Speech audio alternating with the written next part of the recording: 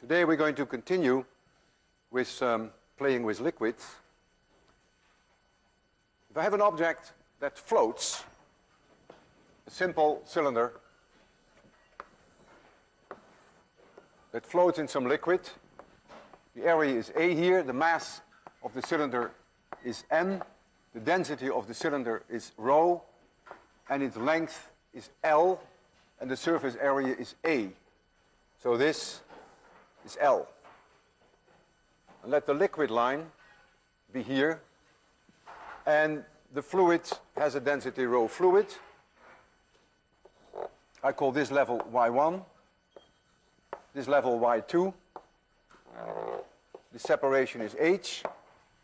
And right on top here there is the atmospheric pressure P2, which is the same as it is here on the liquid. And here we have a pressure P1 in the liquid. For this object to float, we need equilibrium between, on the one hand, the force mg and the buoyant force. There is a force up here, which I call F1, and there is a force down here, which I call F2. Barometric pressure. The force is always perpendicular to the surface. Couldn't be any tangential component because then the air starts to flow and it's static. And here we have F1, which contains the hydrostatic pressure. So P1 minus P2, as we learned last time from Pascal, equals rho of the fluid, G times Y2 minus Y1, which is H. So that's the difference between the pressure at P1 and P2. For this to be in equilibrium, F1 minus F2 minus mg have to be 0. And this we call the buoyant force. And buoyant is spelled in a very strange way, B-U-O-Y-A-N-T. Always have to think about that. It's the buoyant force. F1 equals the area times P1, and F2 is the area times P2. So it is the area times P1 minus P2, and that is rho fluid times G times H. And when you look at this, this is exactly the weight of the displaced fluid. The area times H is the volume of the fluid, which is displaced by this cylinder, and you multiply it by its density, that gives it mass, multiplied by G, that gives it weight. So this is the weight of the displaced fluid.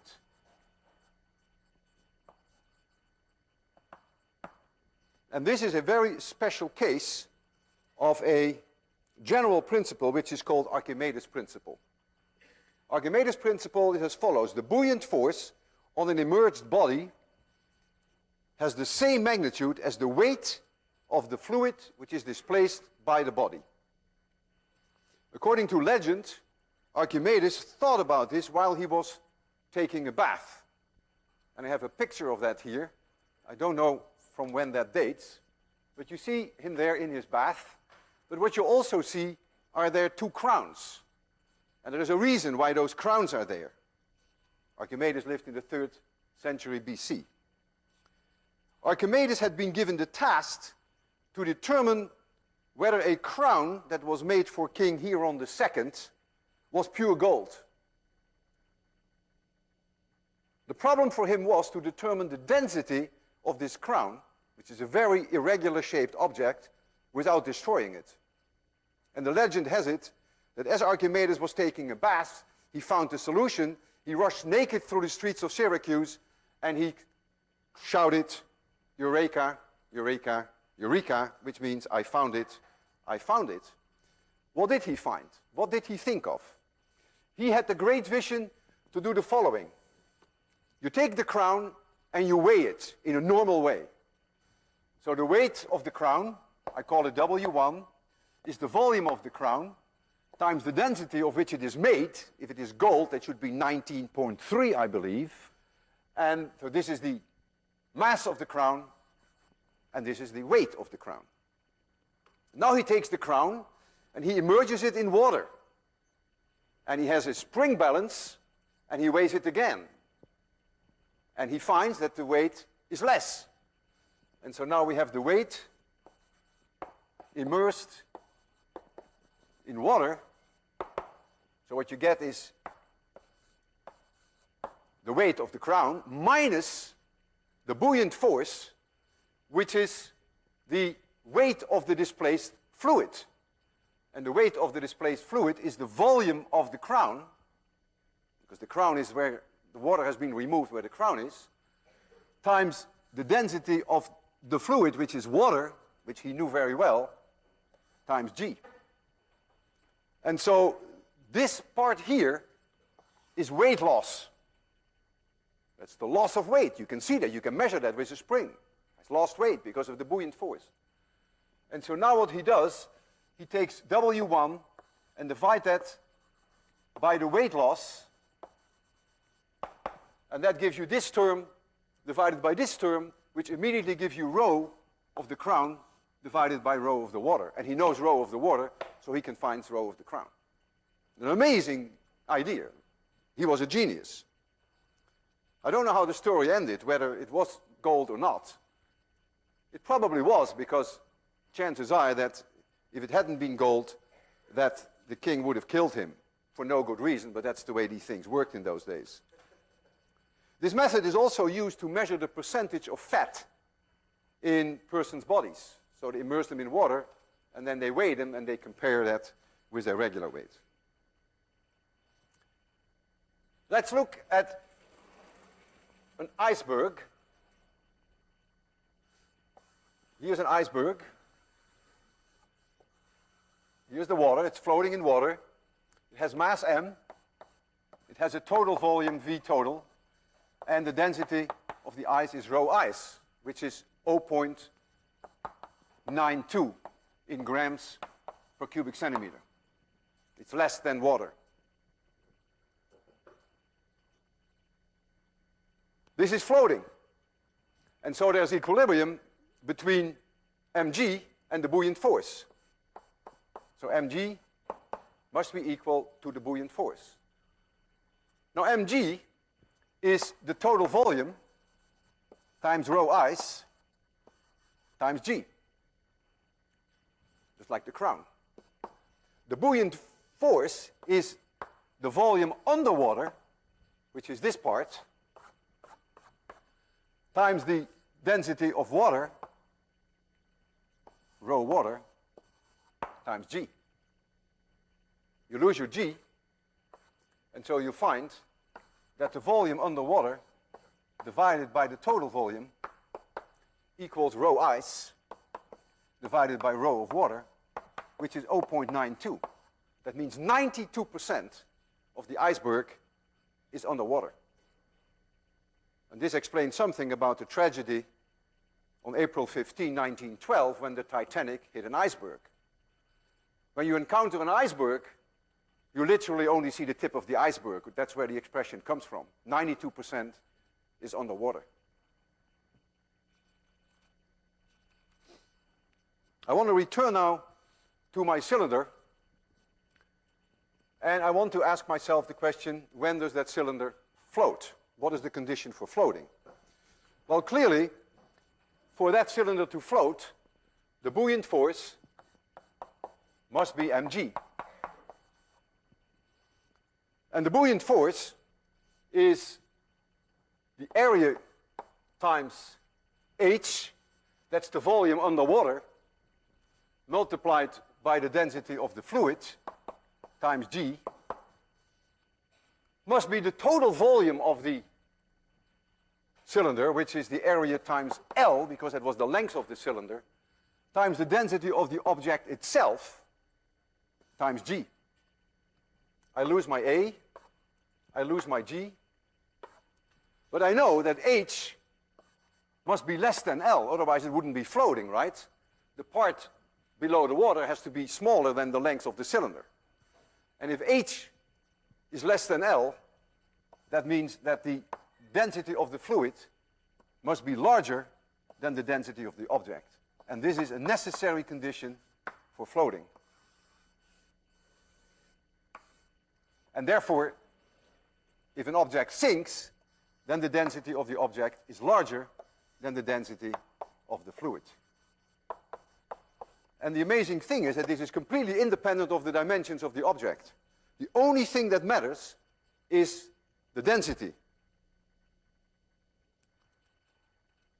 If you take a pebble and you throw it in the water, it sinks, because the density of a pebble is higher than water. If you take a piece of wood, which has a density lower than water, and you throw it on water, it floats, independent of its shape. Whether it sinks or whether it floats, the buoyant force is always identical to the weight of the displaced fluid. And this brings up one of my favorite questions that I have for you, that I want you to think about.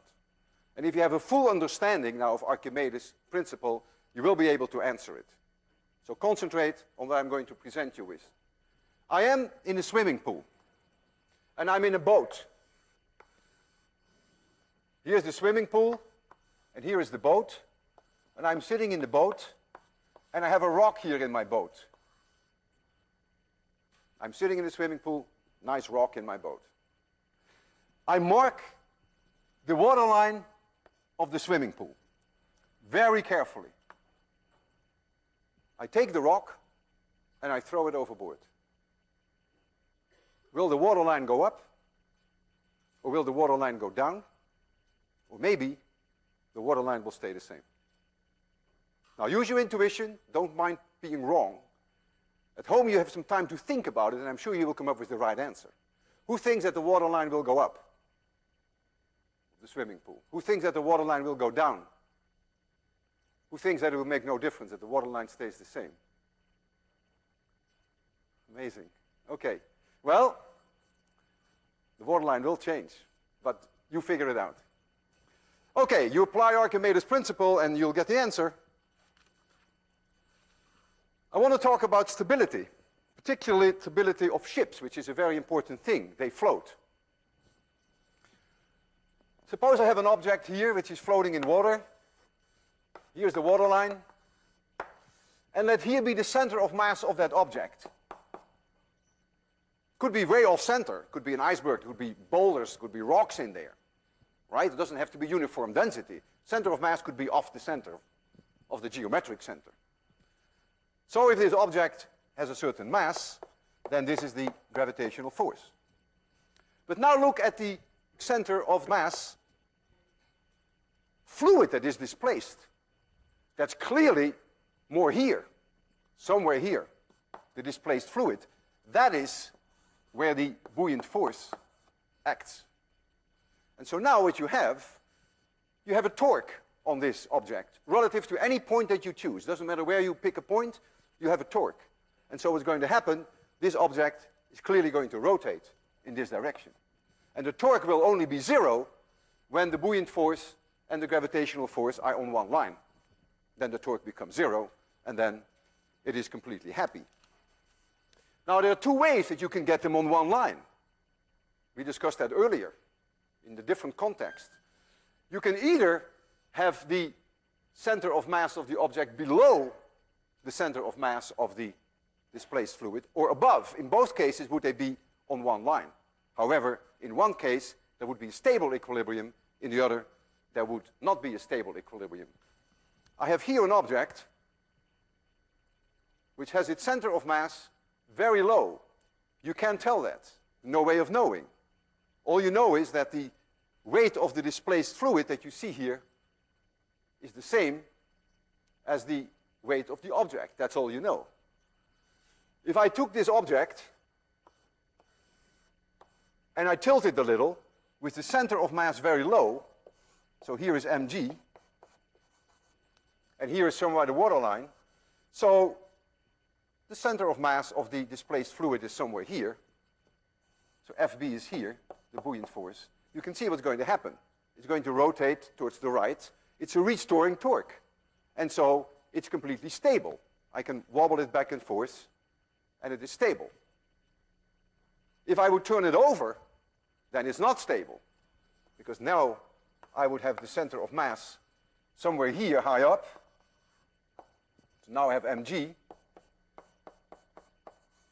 And the center of the buoyant force, the displaced water, is about here. So now I have the buoyant force up, and now you see what's going to happen.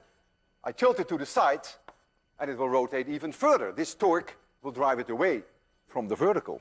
And that's very important, therefore, with ships, that you always build the ship such that the center of mass of the ship is as low as you can get it. That gives you the most stable configuration.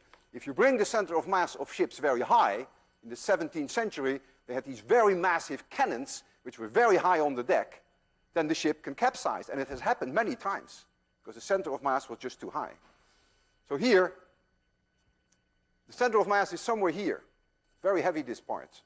And so now, if I lower it in the water, notice it goes into the water to the same depth, because the buoyant force is, of course, the same. So the amount of displaced water is the same in both cases. But now the center of mass is high, and this is very unstable. When I let it go, it flips over. So the center of mass of the object was higher than the center of mass of the displaced fluid. And so with ships, you have to be very careful about that. Let's talk a little bit about balloons.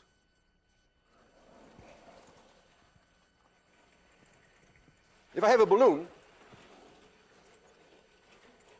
the situation is not too dissimilar from having an object floating in a liquid.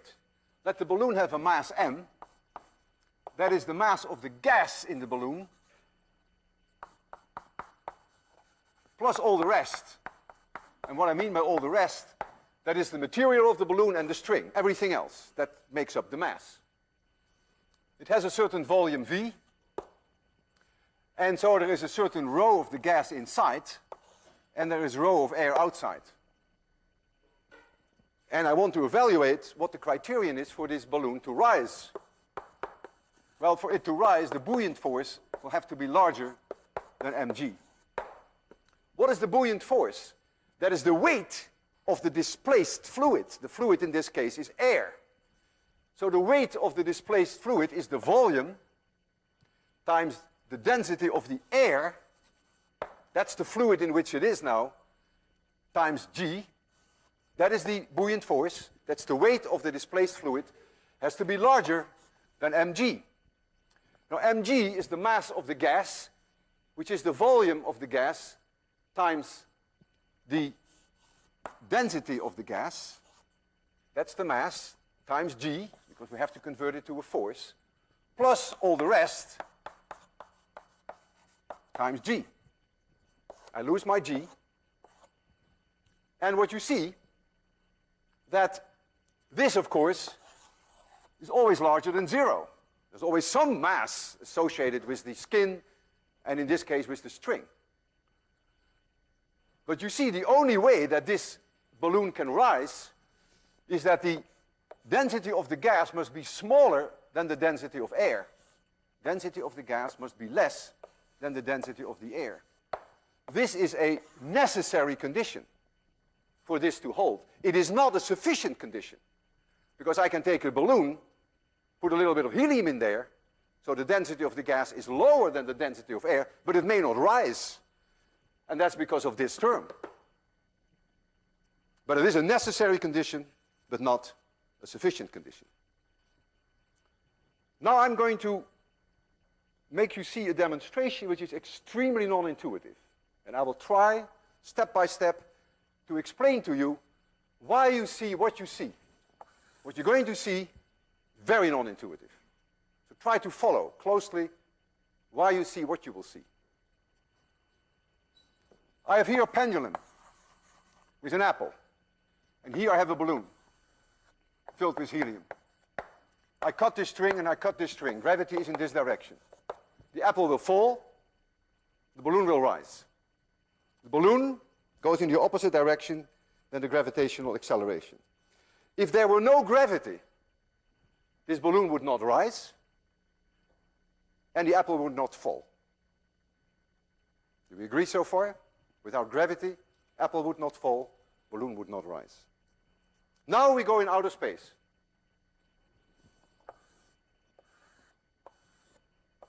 Here is a compartment, and here's an apple.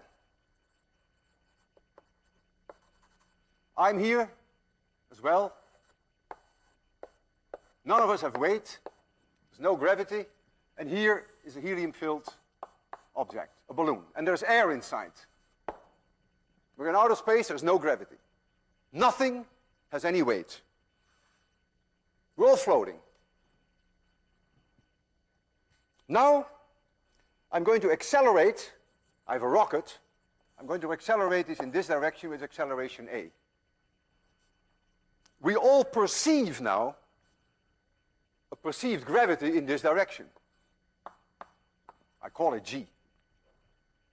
So the apple will fall. I'm standing there. I see this apple fall. I'm in this compartment, closed compartment. I see the apple go down.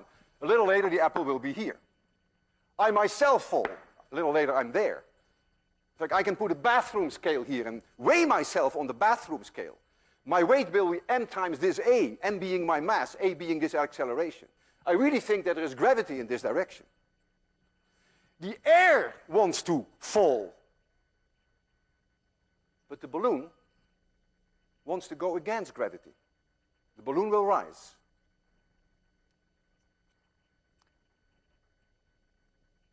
The air wants to fall. So inside here, you create a differential pressure between the bottom, P1, and the top of the air, P2, inside here. Just like the atmosphere on Earth. The atmosphere is pushing down on us. The pressure is here higher than there. So you get P1 is higher than P2. So you create yourself an atmosphere, and the balloon will rise. The balloon goes in the opposite direction of gravity. If there were no air in there, then clearly all of us would fall. The apple would fall, I would fall, and the helium balloon would fall. The only reason why the helium balloon rises is because the air is there. It's because you build up this differential pressure. Now comes my question to you. Instead of accelerating it upwards and creating perceived gravity down, I'm now going to accelerate it in this direction, something that I'm going to do shortly in the classroom. I'm going to accelerate all of us in this direction A. In which direction will the apple go? In which direction will the balloon go? What do you think? The apple will go in the direction that it perceives gravity. The apple will go like this. I will go like this. The air wants to go like this. But helium, balloon, goes in the opposite direction of gravity. So helium goes in this direction. In fact, what you're doing, you're building here an atmosphere. A pressure P1 here will be higher than the pressure P2 there. The air wants to go in this direction. The pressure here is higher than the pressure there. Larger than 0. If there's no air in there, we would all fall. Helium would fall, helium balloon would fall, apple would fall, and I would fall. I have here an apple on a string in a closed compartment, not unlike what we have there. Except I can't take you out to an area where we have no gravity. So here is that closed compartment, and here's the apple. There's gravity in this direction. It wants to fall in that direction of gravity if I cut the wire. Now I'm going to accelerate it in this direction. And when I do that, I add a perceived component of gravity in the opposite direction. So I add a perceived component of gravity in this direction. So this apple wants to fall down because of the gravity that I cannot avoid, and it wants to fall in this direction. So what will the string do? It's very clear, very intuitive. No one has any problem with that. The string will do this. Now I have a balloon here.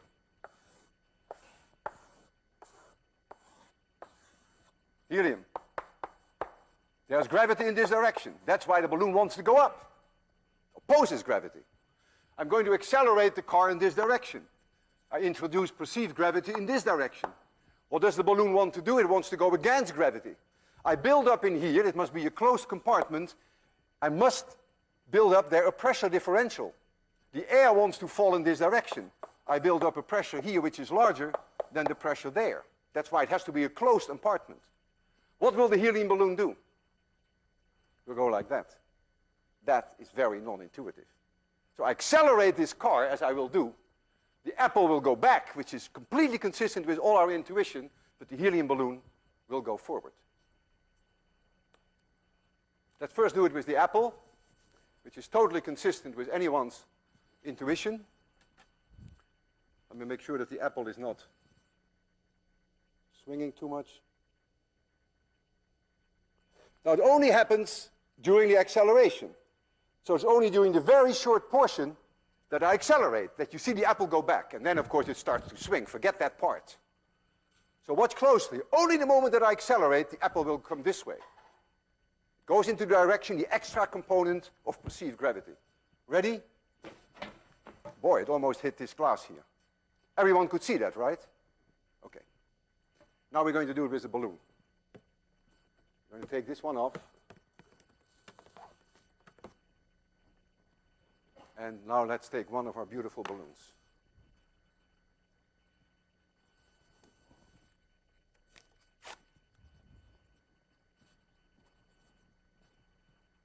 So we're going to put a balloon in here. It has to be a closed compartment so that the air can build up the pressure differential.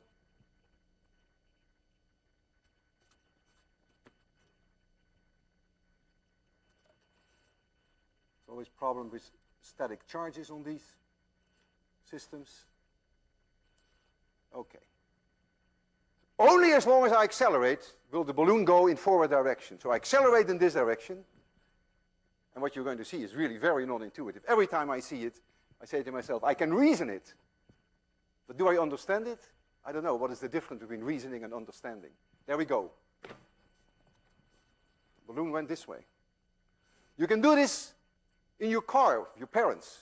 It's really fun to do it. Have a string with an apple or something else, and have a helium balloon. Close the windows. Don't have to be totally closed, but more or less. And ask your dad or your mom to slam the brakes. If you slam the brakes, what will happen? The apple will go. What do you think? If you slam the brakes, the apple will go forward, balloon will go backward. If you accelerate the car all of a sudden, the apple will go backwards and the balloon will go forward. You can do it at home. You can entertain your parents with Thanksgiving. They'll get some of their $25,000 tuition back.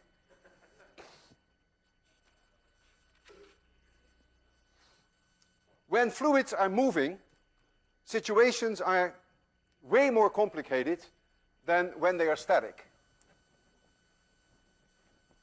And this leads to, again, very non-intuitive behavior of fluids. I will derive in a shortcut way a very famous equation which is called Bernoulli's equation, which relates kinetic energy with potential energy and pressure. Suppose I have a fluid, non-compressible, like so. This cross-sectional area is A2, and the pressure here is P2, and I have a velocity of that liquid, which is V2, and this level is Y2. Here I have a cross-sectional area A1.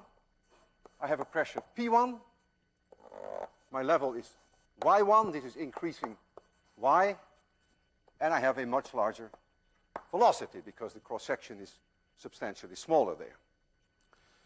Now, if this fluid were completely static, if it were not moving, So forget about the V1 and forget about the V2. It's just sitting still. Then P1 minus P2 would be rho G times Y2 minus Y1. If rho is the density of the fluid. That's Pascal's law. So we'd just be sitting still, and we know that the pressure here would be lower than the pressure there. This is also, if you want to, rho GH. If you call this difference H. Rho GH. That reminds me of mgh. Mgh is gravitational potential energy. When I divide m by volume, I get density. So this is really a term which is gravitational potential energy per unit volume. That makes the m divided by volume become density. Therefore, pressure itself must also have the dimension of energy per unit volume. And if we now set this whole machine in motion, then there are three players. There is on the one hand kinetic energy of motion. Kinetic energy, I take it per unit volume. There is gravitational potential energy. I will take it per unit volume. And then there is pressure. They are equal partners. And if I apply the conservation of energy, the sum of these three should remain constant. That's the idea behind Bernoulli's law, Bernoulli's equation. When I take a fluid element and I move it from one position in the tube to another position, it trades speed for either height or for pressure. What is the kinetic energy per unit volume? Well, the kinetic energy is 1/2 mv squared. I divide by volume, I get 1/2 rho v squared. What is gravitational potential energy? That is mgy. I divide by volume, and so I get rho gy plus the pressure at that location y, and that must be a constant. And this now is Bernoulli's equation.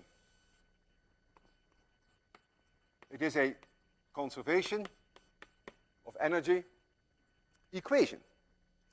And as I will show you, it has very remarkable consequences. First, I will show you an example whereby I keep y constant. So I have a tube which changes diameter, but the tube is not changing its level y, as I do there. So I come in here, cross-sectional area A1, I widen it, cross-sectional area A2. This is y, is the same for both. I have here inside pressure P1, and here inside I have pressure P2, and this is the density of the fluid. There is here a velocity V2, and there is here a velocity V1.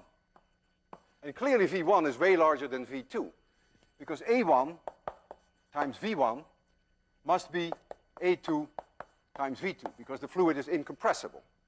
So the same amount of matter that flowed through here in 1 second must flow through here in 1 second. And so these have to be the same. Since A1 is much smaller than A2, this velocity is much larger than V2. Now, I'm going to apply Bernoulli's equation. So the first term tells me that 1/2 rho V1 squared. I can forget the second term because I get the same term here as I get there, because I measure the pressure here and I measure the pressure there. They have the same level of y. So I can ignore the second term. Plus P1 must be 1/2 rho V2 squared plus P2. That's what Bernoulli's equation tells me. Now V1 is larger than V2. The only way that this can be correct then is that P1 must be less than P2. So you will say big deal. Well, it's a big deal, because I would have guessed exactly the other way around, and so would you. Because here is where the highest velocity is. And all our instincts would say, oh, if the velocity is high, there's a lot of pressure. It's exactly the other way around. Here is a low pressure, and here is a high pressure, which is one quite bizarre consequence of Bernoulli's equation. You must all have encountered in your life what we call a siphon. They were used in the medieval, and they're still used today. You have here a bucket. In general, is used with water, lakes. We have water here, but it could be any liquid. And I stick in here a tube. It's a smaller diameter, substantially smaller than this area here. And there will be water in here up to this level. This level P2, Y2, this is Y1, increasing value of Y. This height difference is H. P2 is 1 atmosphere. I put a 1 there, it's atmosphere. And here, if it's open, then P1 is also 1 atmosphere. So there's air in here, and there's liquid in here. I take this open end in my mouth, and I suck the water in so that it's full with this water,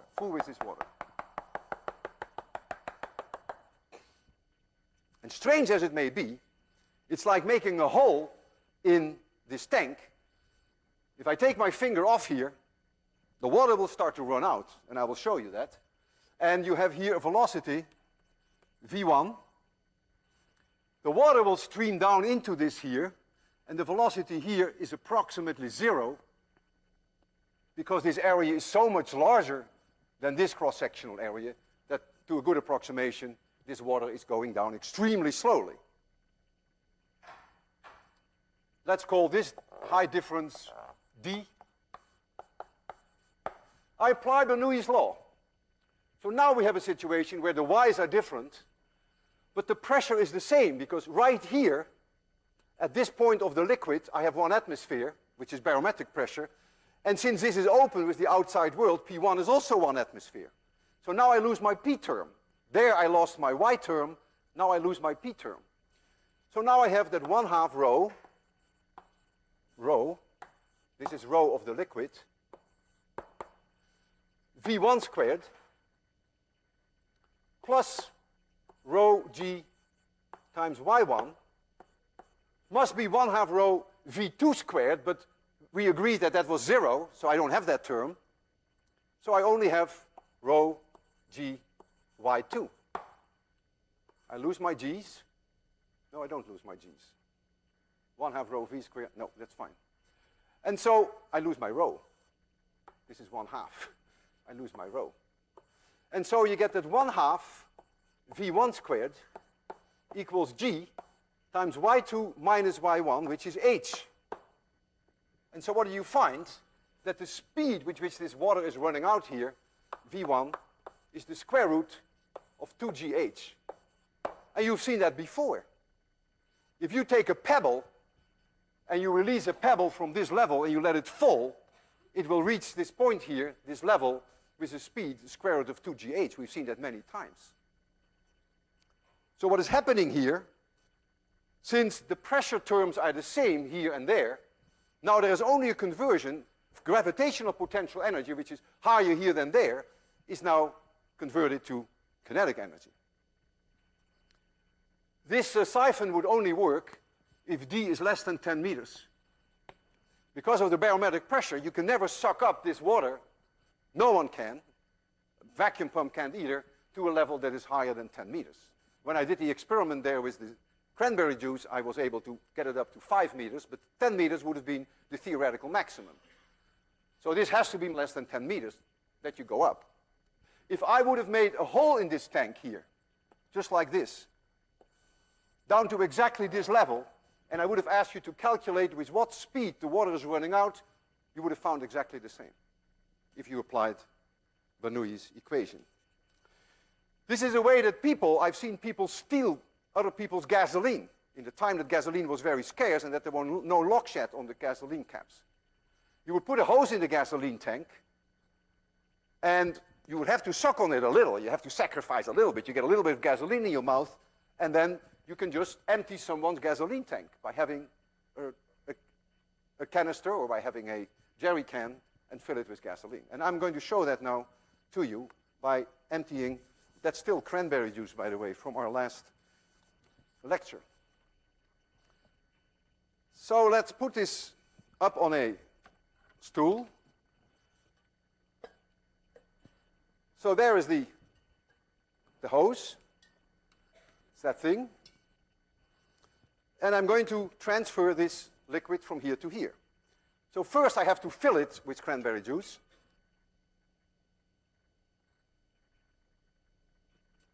And there it goes. And as long as this level is below that level, it keeps running.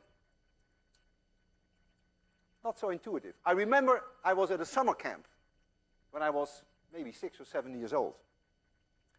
I couldn't believe it when I saw this for the first time. We had these outdoor sinks where we washed ourselves and brushed our teeth. And the sink was clogged. So it was full with water. And one of the camp leaders took a hose, sucked up, and it emptied itself. And I really thought, you have to take spoonfuls of water or maybe buckets and scoop it out. This is the way you do it. Very non-intuitive. The non-intuitive part is that it runs up against gravity there. So we can let it sit there, and we have a mass transfer of cranberry juice.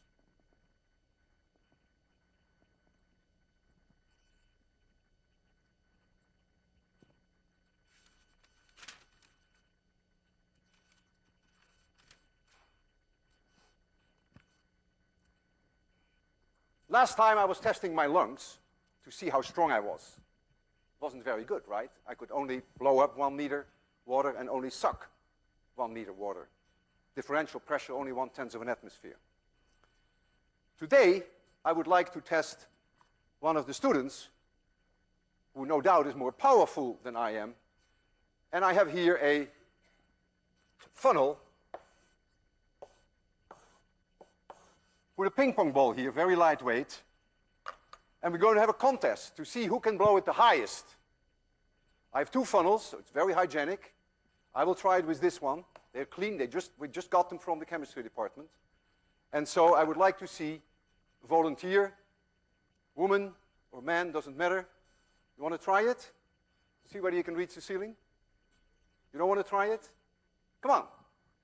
You want to try it? You're shy. You don't want to. Can I persuade you? I can. Okay, come along. Come right here. You think you can make it to the ceiling? It's only a very light ping pong ball. So you go like this, blow as hard as you can. Okay. Try it, don't be nervous. Right. Straight up. No. Blow as hard as you can. Get it out. Amazing. Do it again. Come on, you must have been something wrong. You're not sick today, are you? Blow. Harder. No, there's nothing. There's no trick in here. My goodness. I mean, this is a ping pong ball. I'm not a magician. Come on. Blow it up. Hey, it doesn't work. It's amazing. Why don't you sit down? Why doesn't it work? Why doesn't it work? The harder you blow, the least it will work. Air is flowing here. And right here, where there's very little room, the air will have very high speed, way higher than it has where it has lots of room. And so at the highest speed, you get the lowest pressure. And so the ping pong ball is sucked in while you're blowing it. And to give you the conclusive proof of that, I will do it this way. I will put the ping pong ball like so. And I'm going to blow like this. And if I blow hard enough, the ping pong ball will stay in there. Because I generate a lower pressure right here where the passage is the smallest. But I have to blow quite hard.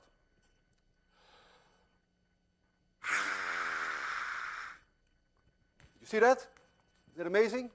That's the reason why she couldn't get it up.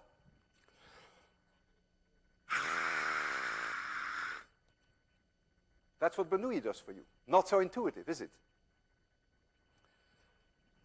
I have here a airflow, a hose with air coming out. And I can show you there something that is equally non-intuitive.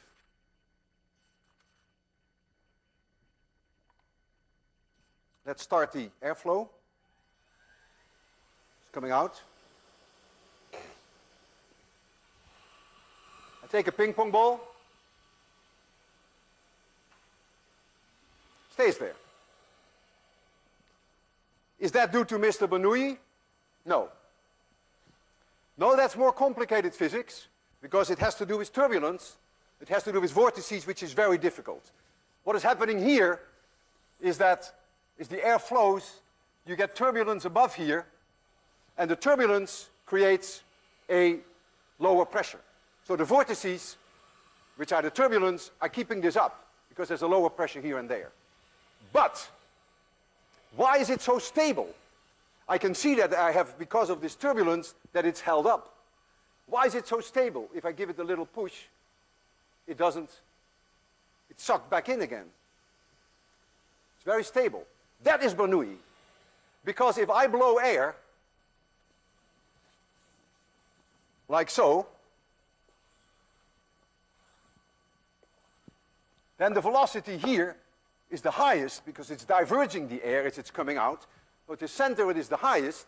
And so when this ping pong ball goes to this side, it clearly has a lower pressure here than there, and so it's being sucked back in again. So the stability is due to Bernoulli, but the fact that it is held up is more difficult physics.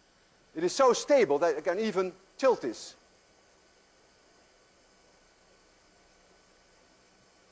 And it will still stay there. Now I have something that I want you to show your parents on Thanksgiving. It's a little present for them. And that is something that you can very easily do at home. You take a glass and you fill it with cranberry juice. Not all the way. Up to here. Take a thin piece of cardboard, the kind of stuff that you have on the back of pads. You put it on top. The table is beautifully set. Turkey, everything is there. And you suggest to your parents that you turn this over. Your mother will scream bloody murder, because she would think that the cranberry juice will fall out. In fact, it may actually fall out. I can't guarantee you that it won't. But it may not. In which case, you have now all the tools to explain that.